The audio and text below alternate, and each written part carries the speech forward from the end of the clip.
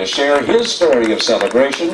About a year ago, the doctors told Eric he had only a few months to live, and now he stands before us beating the odds and ready to share his story. One more time, welcome, Eric.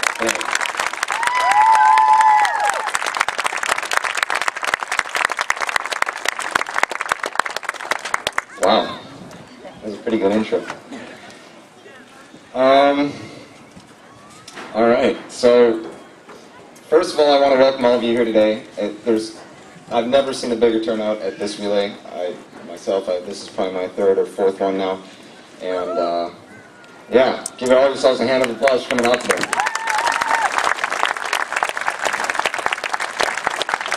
So my story begins back in 2003. I am actually from Two Rivers. We're pretty much in my backyard. You can see my house if you were to look behind you.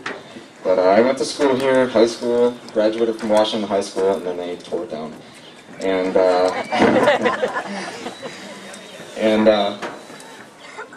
pretty soon thereafter, I went off to college, UW-Whitewater. I spent the whole year there, loved it, had a lot of fun, got good grades, made a lot of friends, played rugby, and was really enjoying life. And it was kind of like the beginning of everything. It was like, you get out of high school and you're out on your own, and it felt awesome. And I came back to Two Rivers, back to my family's house, and was working the summers at a factory nearby, save up money for school. And I was starting to feel, pretty lousy, lightheaded. I had my wisdom teeth removed. I was bleeding every day. The worst pain, some of the worst pain, it gets worse, that I've ever felt. And no one knew what was going on. Well, it was weeks later that my mom finally took me down to the emergency room right on Memorial Drive, Aurora there. And it was probably about 2 o'clock in the morning, and they took some blood, and they came back and they had me on some really awesome drugs, and I was just zonked. But, so he woke me up and he's like, we need more blood, we don't know what's going on. And I'm like, oh, okay. So they took more blood, they came back, probably about another, and it's middle of the night. And I wake up and I look over and my mom's just sobbing in tears. And I don't know what's going on. I didn't know which way was up or down, and I'm looking at my mom and she's crying, my girlfriend was crying, and he looks at me and he said those 3 words, and when you're 18 years old, it's destroys you. It was horrific. I didn't know what to think, didn't know what to do, didn't know what to expect. And I pretty quickly thereafterwards learned about everything that everyone here in a purple shirt knows what I'm talking about. Was rushed down to Milwaukee that night and started treatment, chemo, the whole bit. And it was probably, I don't know, 4, 5, 6 months or something inside of the same 4 walls, and it was really dreadful. And it all ended that bout ended with a stem cell transplant from my older brother Mike. So I was very grateful for that he was a match, and I was receiving very good treatment down in Milwaukee at Freighter Lutheran Memorial. And for the next 4.5 years, I was in remission. It was a miracle. They gave me less than a 5% chance to survive, and this was back in 2003. I went back to Whitewater. I did everything that I did, my first year and more. I made more friends. I had more fun. It was the best time of my life. And every cancer patient always looks for that 5-year mark. That's kind of like in the medical world, the cure mark. You always want to hit that 5 years. I was like 4 years, 4.5 years, and I was like in the free, this is it. I got this beat, I can't believe this. I was graduating, and that's what happened. I graduated from college. I got a job offer at Harley-Davidson in Milwaukee, and I was all set to start for my first day. And my first day was January 1st, 2008. And I graduated December 16th, and less than 2 weeks later, I was re-diagnosed and I relapsed with my leukemia again.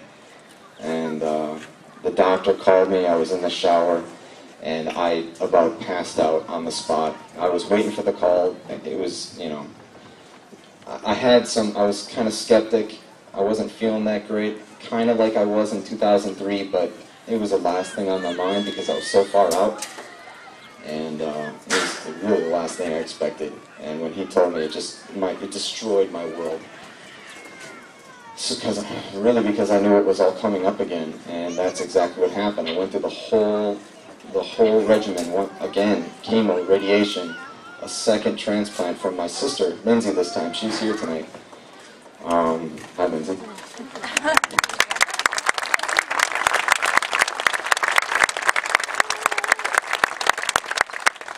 So I had another transplant. Every time you relapse, your percent chances of surviving go down with the cancer that I have. So we're talking now half of what it was the first time, and it wasn't looking good. They're like, do we even want to do another transplant? That in itself is very high risk. We didn't really have many options. They didn't know what to do to me because there really aren't many people out there that are 19 years old, or at that time actually 23 years old, that relapse after 4.5 years. So there was no evidence, you know, there was nothing out there that they could base my treatment off of. So they were really shooting from the hip. They were guessing, you know, what was going to work and what wasn't going to work. So they gave me another transplant, different chemotherapies, and that was it. I once again went into remission, second time. It was incredible. Doctors didn't believe it. My close ones didn't believe it. I didn't believe it, but it happened. And for another 6, 7, 8 months, I was back in treatment and all that. And I got out, and I went back. I went to work, and my first day was delayed a little bit, but I went back to work.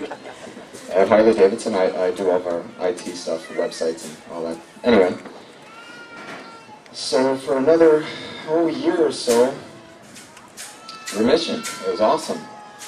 And then last June, I went in for a routine checkup. I have these bone marrow biopsies where they test to see what it looks like.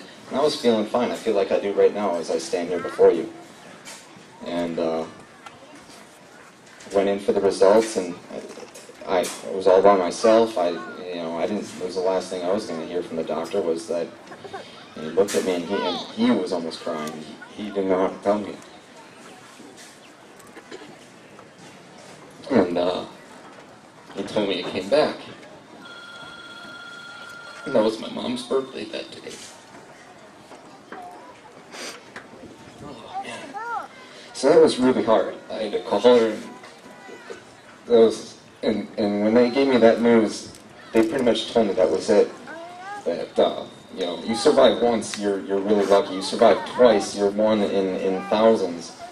You survive 3 times, and you're a walking miracle. And I stand here before you here today to tell you that I survived 3 times now. And,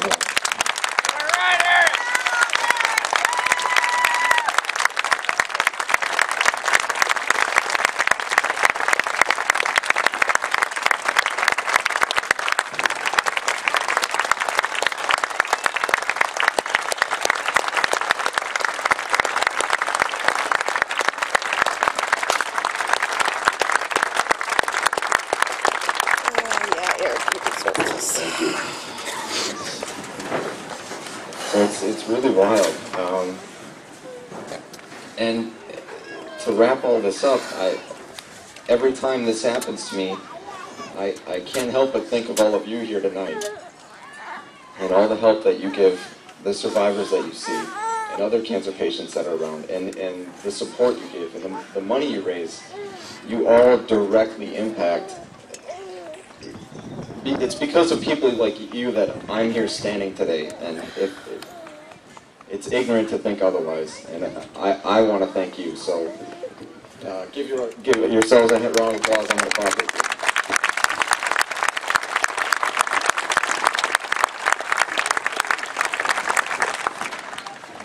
So with that, I want to wish you all a great Relay 2010. and have a wonderful, wonderful night. Thanks.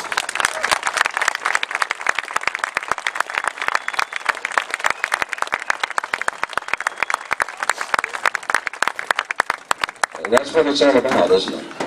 That's why we're here, and that's what we do, and we're going to do the very, very best we can to do it well for Eric and for the other cancer survivors and those that we have lost from this evil, evil, evil disease.